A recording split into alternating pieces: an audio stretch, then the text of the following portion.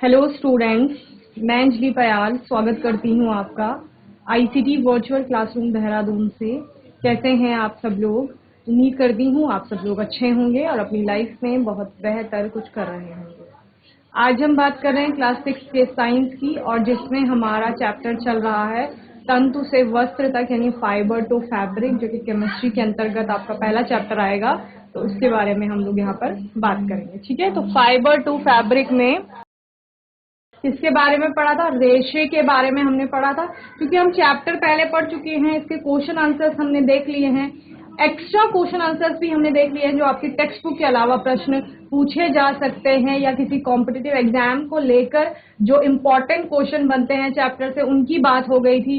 यहाँ पर आज के सेशन में सिर्फ बात होगी इम्पोर्टेंट टॉपिक्स की, और इम्पोर्टेंट टॉपिक्स के बारे में बात करेंगे और क्या क्या प्रश्न बन सकते हैं वो भी हम यहाँ पर सीखेंगे। ठीक है, तो चैप्टर में फाइबर्स के बारे में है, तो टाइप्स ऑफ फाइबर्स की बात कर रहे हैं, यानी कि कितने प्रकार के आपके रेशे होते हैं। ठीक है, तो रेशों के प्रकार आप लिखेंगे।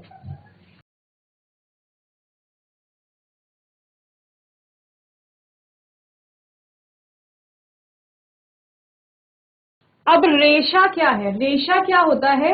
जब आप वस्त्र देखते हैं अपने, ठीक है, कोई भी कपड़ा है, उसकी जो सबसे सूक्ष्मतम इकाई होगी उसको रेशा कहा जाता है। ठीक है ना, यानी कोई भी वस्त्र रेशे से मिलकर के बना हुआ है। तो रेशा क्या है? सूक्ष्मतम इकाई है कपड़े की।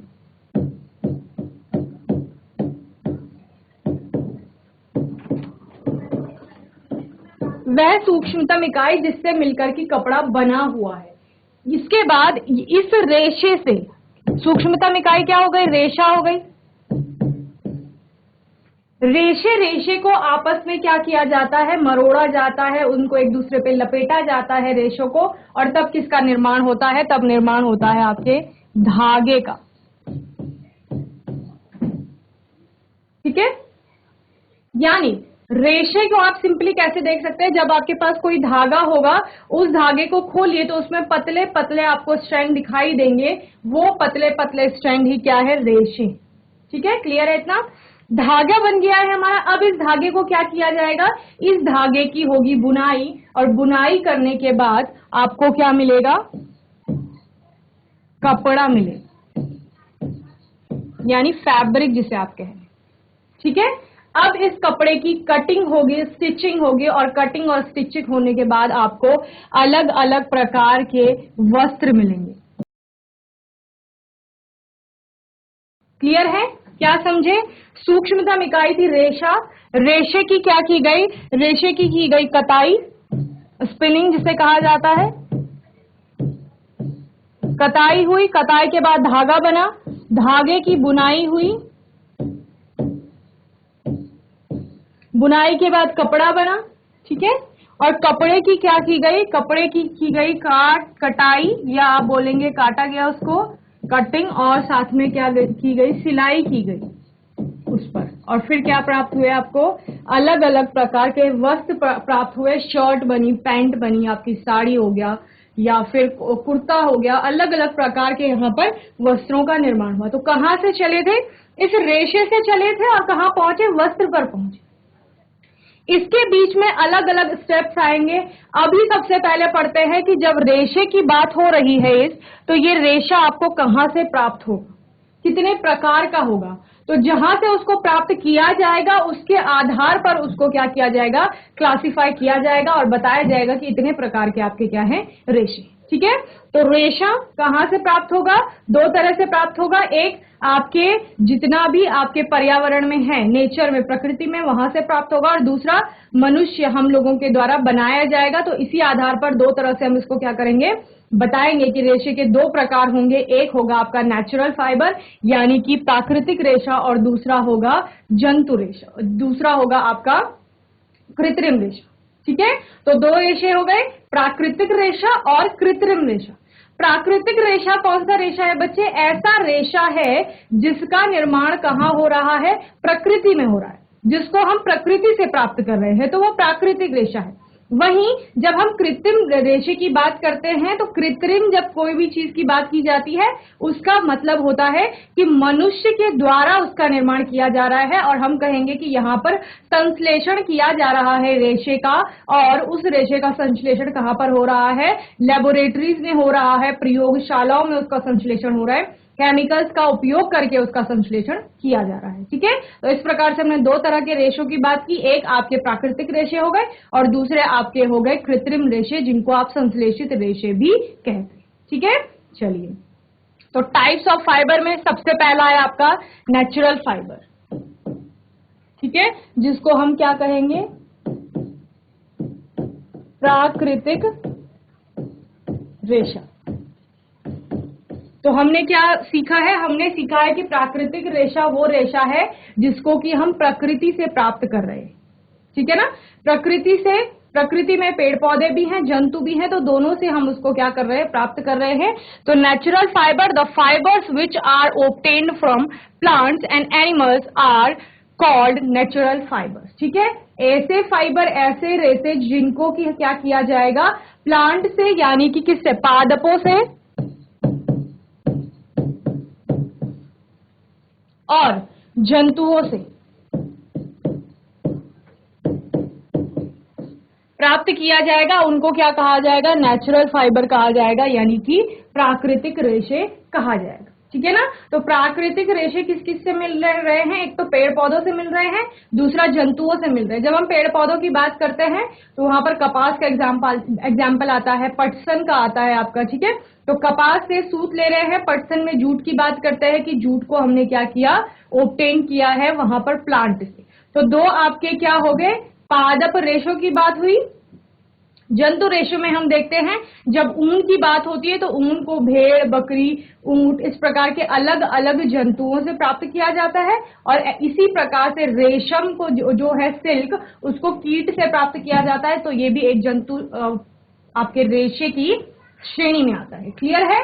तो पादप रेशे और जंतु रेशे ये प्राकृतिक रेशे के दो प्रकार हो गए। क्लियर? सबसे पहले हमने क्या किया बच्चे? सबसे पहले हमने रेशे को दो तरह से या दो प्रकार उसके बताए, एक प्राकृतिक रेशा, दूसरा कृत्रिम रेशा। ठीक है, फिर प्राकृतिक रेशे को अगेन हमने दो पार्ट में क्लासिफाई किया या दो टाइप्स में बांटा। एक आपका क्या होता है? पादप रेशा, और दूसरा होता है जंतु रेशा। तो ये रेशा था आपका। ठीक है, इसको हमने दो कैटेगरीज में बांटा या दो टाइप्स इसके बताए। कौन कौन से? एक आपका है प्राकृतिक और दूसरा है कृत्रिम। ठीक है बच्चे, प्राकृतिक कौन सा है? जो प्रकृति से आएगा।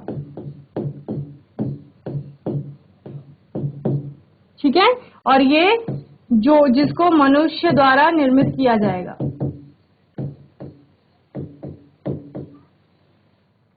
देन जब हम प्राकृतिक रेशे की बात कर रहे हैं तो अगेन प्राकृतिक रेशा आपका दो टाइप का हो रहा है। एक पादप रेशे और दूसरा क्या है? जंतु रेशे।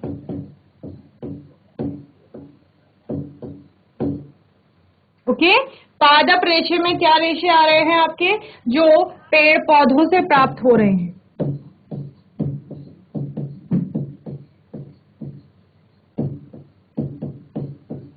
जंतु रेशे में कौन सा रेशा है? जो जंतु या जानवरों से प्राप्त कर रहे हैं जिनको। ठीक है, तो पादप रेशे में क्या आ गया आपका? कपास, सूत की बात की हमने, और साथ में जूट। जंतु रेशे में आपका ऊन आ गया और साथ में रेशम आ गई। ठीक है, यहाँ कृत्रिम रेशे में आप बात करते हैं पॉलिएस्टर की, रेयॉन, नायलॉन, इसके अलावा बहुत सारे फाइबर्स होते हैं जिनको लेबोरेटरीज में क्या किया जाता है? सिंथेसाइज कराया जाता है। क्लियर है? तो ये सारा हो गया हमारा रेशे के टाइप के बारे में।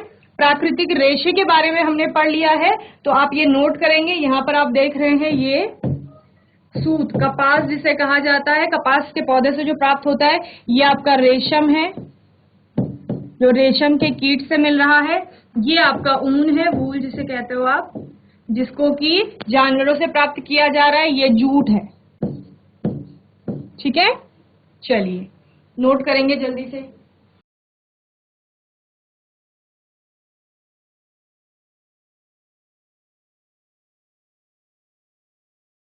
तो ये प्राकृतिक रेशे के बारे में हो गया। अब बात करेंगे मैन मेड और सिंथेटिक फाइबर, जिसको क्या कहा जाता है?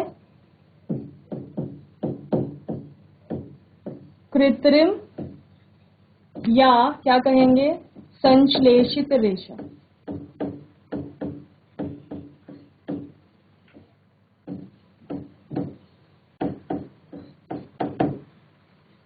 ओके, तो मैंने आपको क्या बताया कि ऐसे रेशे जिनको प्रयोगशालाओं में बनाया जाएगा, किसी किसी रेशे को क्या किया जाता है, प्राकृतिक रेशे का ही प्रयोग करके बनाया जाता है, ठीक है। तो इन सभी को आपका क्या कहा जाता है, संश्लेषित रेशे या कृत्रिम रेशे कहा जाता है, ठीक है। मैन मेड फाइबर और सिंथेटिक फाइबर एक ही है, ये ध्यान रखना है आप लोगों को। तो synthetic fibres synthesized in the fibers that are synthesized in laboratory are called as man-made और synthetic fibers। ऐसे फाइबर, ऐसे रेशे जिनको क्या किया जाता है, सिंथेसाइज कराया जाता है लेबोरेटरीज में, उनको क्या कहा जाता है, मैन मेड फाइबर कहा जाता है या सिंथेटिक फाइबर कहा जाता है, यानी कि कृत्रिम रेशे और आपके संश्लेषित रेशे। एग्जाम्पल क्या है, नायलॉन है, पॉलिएस्टर है, मखमल, फर, ये सारे क्या हैं, ये सारे आपके मैन मेड फाइबर के अंतर्गत आएंगे, ठीक है। ये नायलॉन हो गया, ये आपका पॉलिएस्टर है, ये मखमल और ये फर। ओके, चलिए नोट करेंगे।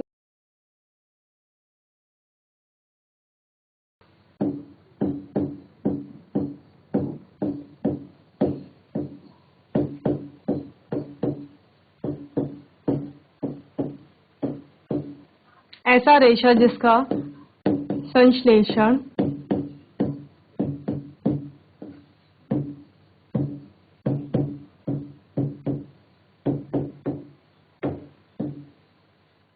प्रयोगशाला में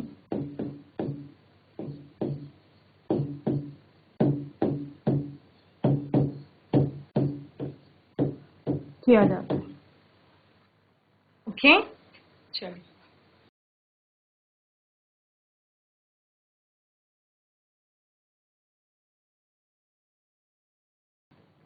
सबसे पहले बात करते हैं नेचुरल फाइबर में कॉटन की, यानी कि जो आपका कपास जिसे आप कहते हैं या सूत जिसे कहा जाता है, ठीक है।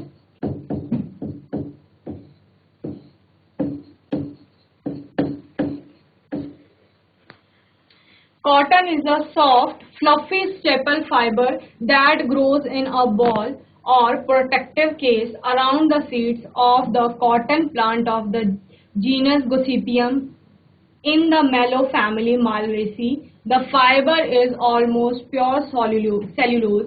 Under natural conditions, the cotton balls will increase the dispersal of the seeds. Cotton plants are usually grown at places having black soil and warm climate, ठीक है। तो ये सारा किसके बारे में, ये कॉटन के बारे में कि कॉटन के पौधा एक तो कौन सी जीनस और कौन सी फैमिली का होता है, ठीक है। आप हायर क्लासेस में जाते हैं तब आप पढ़ते हैं कि जैसे प्लांट में, जैसे हमारे यहाँ अलग अलग सरनेम होते हैं, अलग अलग फैमिलीज होती हैं, वैसे ही प्लांट की भी अलग अलग फैमिलीज होती हैं। तो वो फैमिली मालवेसी से बिलोंग करता है, मालवेसी फैमिली का प्लांट है। इसी प्रकार से एक जीनस होता है, एक बड़ी फैमिली होती है जो कि क्या है, गोसिपियम, वो है उसका। और ये कैसा है, the fibre is almost pure cellulose, cellulose का होता है ये। Under natural condition the cotton balls will increase the dispersal of the seed. होता क्या है बच्चे प्लांट में कि कपास का ये पौधा होता है ऐसे, ठीक है। कपास का बीज बोया जाता है, बोया कहाँ जा रहा है, ब्लैक सॉइल यानी कि काली मिट्टी और वार्म क्लाइमेट, जहां पर उष्ण आपका वातावरण होगा या आप कहेंगे गर्म, जहां पर कंडीशंस होंगी, वहां पर इसको बोया जा रहा है। बोने के बाद क्या होगा, पौधा उगेगा, पौधा उगता है, धीरे धीरे इसमें क्या होंगे, फ्लावर्स आएंगे, फूल आते हैं, पीले फूल आते हैं, सफेद होते हैं, इस तरह से कलर बदलते हैं फूल, और एक बार में फिर क्या होता है, फूल झड़ जाते हैं। आपको पता है जब वो मैच्योर हो जाएंगे तो झड़ जाएंगे। फिर क्या रह जाते हैं, सिर्फ बीज रह जाते हैं, और वो बीज जब क्या होते हैं, परिपक्व होते हैं, मैच्योर होते हैं, और मैच्योर होने के बाद इस प्रकार से बर्स्ट करते हैं, यानी कि जैसे फूटते हैं। ठीक है, तो बीज के अंदर क्या आता है, यही बीज के अंदर इस रेशे का निर्माण होता है। ओके, तो बीज के अंदर रेशे का निर्माण हो रहा है, यानी ये फ्लावर नहीं है। समझ रहे हैं आप, फूल झड़ चुका है कपास का, ये फूल नहीं है, बल्कि क्या है, ये बीज के अंदर बनने वाला रेशा है। ओके, तो ये रेशे का निर्माण कहाँ हो रहा है, कॉटन के सीड में हो रहा है, यानी कपास के पौधे में जो बीज लगा है उस बीज के अंदर इस रेशे का निर्माण हो रहा है। ओके, तो ये सब किसके अंतर्गत आएगा, कपास के अंतर्गत आएगा। ओके, तो मेन पॉइंट आपको लिखने हैं, कपास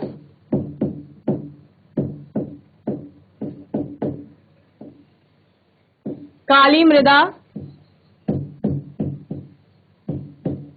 तथा उष्ण वातावरण में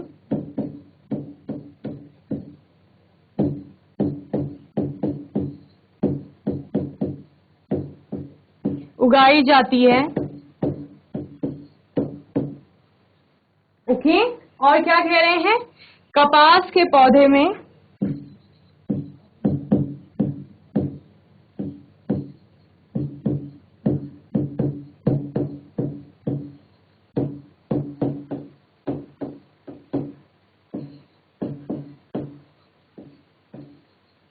बीज के अंदर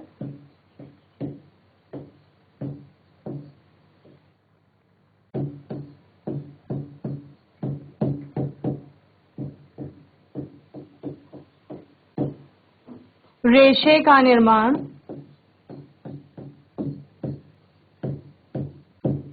होता है। ओके, चलिए नोट करिए।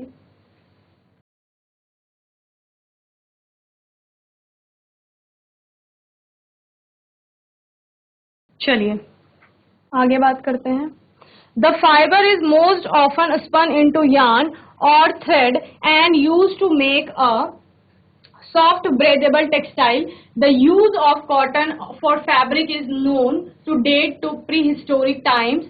Fragments of cotton fabric dated to the 5th millennium BC have been found in the Indus Valley civilization. ठीक है, तो कपास की जो हिस्ट्री है वो बहुत पुरानी है। कितना बता रहे हैं कि 5th millennium BC have been found in the Indus Valley civilization. जब इंडस वैली सिविलाइजेशन की बात होती है तो उस टाइम से आप इसको देखते आ रहे हैं, इसके बारे में सुनते आ रहे हैं। ठीक है, सबसे पहले मैंने क्या बोला कि सबसे पहले जब वस्त्रों की आवश्यकता महसूस हुई मनुष्य को, तो उसने अपने आसपास की चीजों को देखा। ठीक है, जिससे इजीली क्या किया जा सकता है, फाइबर का निर्माण किया जा सकता था। तो कपास के पौधे थे, उसमें रेशे का निर्माण हो रहा था, वहां से उस रेशे से क्या किया जा रहा था, वस्त्र का निर्माण किया जा सकता था, इसीलिए उससे वस्त्र का निर्माण किया गया। ठीक है, ये हुआ। देन क्या किया जाता है, यहां पर हमने क्या देखा बच्चे, यहां पर हमने देखा कि जो आपका कपास का पौधा है, उस कपास के पौधे में बीज के अंदर क्या लग चुका है, आपका फाइबर बन चुका है, वो बस्ट कर चुका है और फाइबर बाहर निकल गया है। अब इस फाइबर को क्या किया जाएगा, इस फाइबर को हस्त चयन के द्वारा यानी कि हैंड पिकिंग के द्वारा वहां से अलग किया जाएगा। ठीक है, तो यहाँ पर हमें देखने को मिल रही है अलग करने की प्रक्रिया, कि इस प्रकार से जो कपास के पौधे थे उनसे कपास को हाथों से चुन चुनकर अलग कर लिया है, यानी कपास के रेशे को।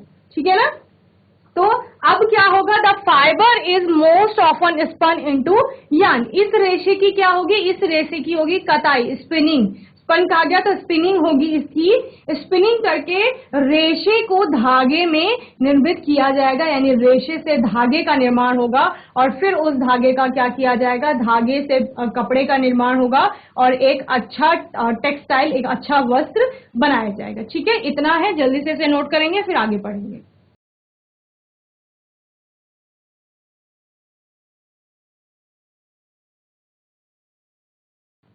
चलिए, प्रोसेस ऑफ मेकिंग कॉटन, यानी कॉटन फाइबर को किस प्रकार बनाया जाएगा उसकी बात हो रही है। ठीक है, the process of making cotton transforms the raw fibre into thread और yarn and fabric in 3 step, preparation, spinning and viewing. ठीक है, 3 स्टेप में सब कुछ होता है। पहला स्टेप है प्रिपरेशन, यानी कि प्रिपरेशन में क्या किया जाएगा बच्चे, जितना भी आपने प्लांट देखे सारे कपास के, उनमें क्या हुआ है, फाइबर बन चुका है सीड के अंदर।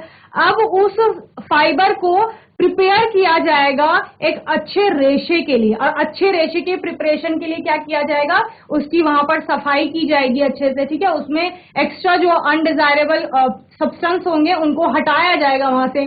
फिर वो रेशा जब आपको अच्छे से साफ रेशा प्राप्त हो जाएगा, फिर उसकी सेकंड स्टेप में क्या होगी, स्पिनिंग होगी, यानी कि कताई होगी, और कताई के बाद धागे का निर्माण होगा, और फिर आप क्या करेंगे, उस धागे की विविंग यानी कि बुनाई की जाएगी। बुनाई 2 प्रकार से होती है, एक विविंग के द्वारा, एक निटिंग के द्वारा, और इसके बाद आपके फैब्रिक का निर्माण होगा। ठीक है, तो इतना चलेगा, इसके बारे में लिखेंगे फिर आगे बढ़ेंगे।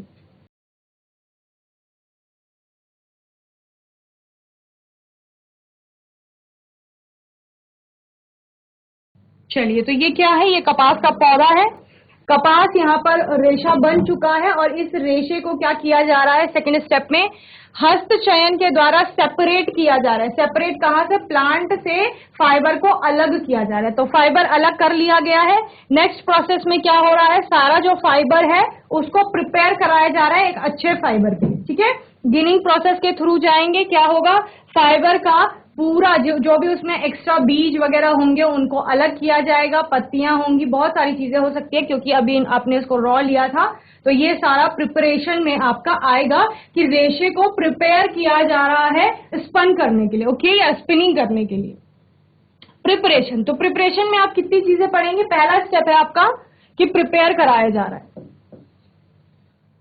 To be used for thread or fabric, raw seed cotton must clean and free of debris, seeds, burrs, dirt, stems and leaf material are removed from the cotton during ginning, the process of separating cotton from seed। क्या कहा जा रहा है बच्चे, कि जितना आपने अभी तक कपास का रेशा पौधे से प्राप्त किया है, अब उसकी क्या होगी, ओवरऑल प्रिपरेशन में उसकी होगी सफाई। ठीक है, सफाई में कॉटन ड्यूरिंग गिनिंग कहा गया है। ठीक है, तो गिनिंग क्या प्रोसेस है, the process of separating cotton from seeds, बीज से कपास के रेशे को अलग करने की प्रक्रिया को गिनिंग कहा जाता है।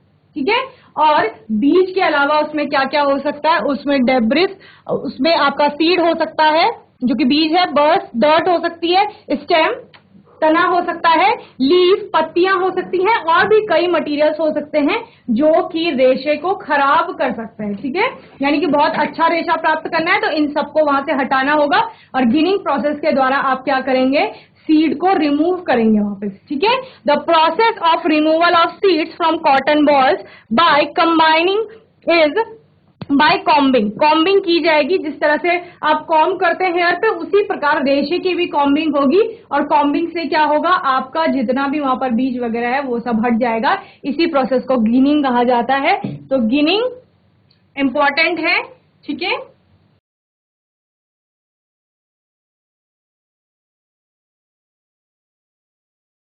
चलिए, सेकेंड स्टेप है आपका स्पिनिंग, जिसको आप क्या कह रहे हैं, कताई कह रहे हैं।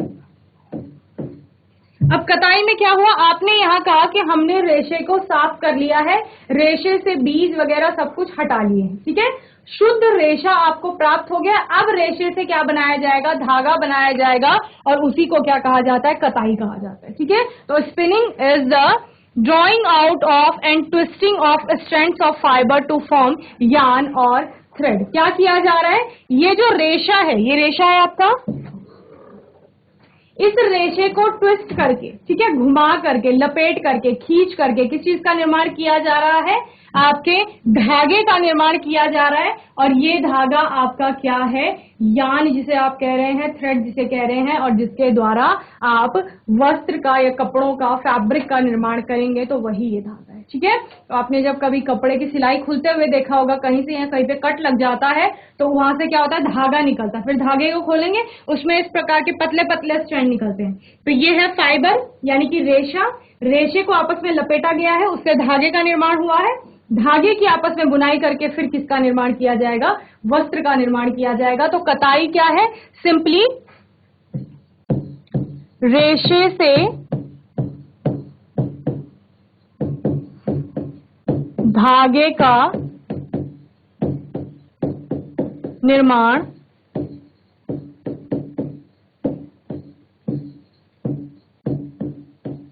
कताई कहलाता है। क्लियर है? तो इस प्रकार से कताई हो रही है। कताई अलग अलग प्रकार की मशीन्स में होती है। यहाँ पर आपको एक प्रकार की कताई होते हुए दिख रही है। इसके अलावा चरखे में कताई होती थी, टाकली का उपयोग किया जाता था कताई करने के लिए। तो ये सब क्या है? टूल्स हैं, इक्विपमेंट्स हैं, जिनके द्वारा क्या किया जाएगा? कताई की जाएगी उस फाइबर की जो आपने गिनिंग के बाद शुद्ध अवस्था में या साफ क्लीन फाइबर जो आपको प्राप्त हुआ है। ठीक है ना? चलिए कताई के बारे में लिखेंगे, फिर आगे चलेंगे।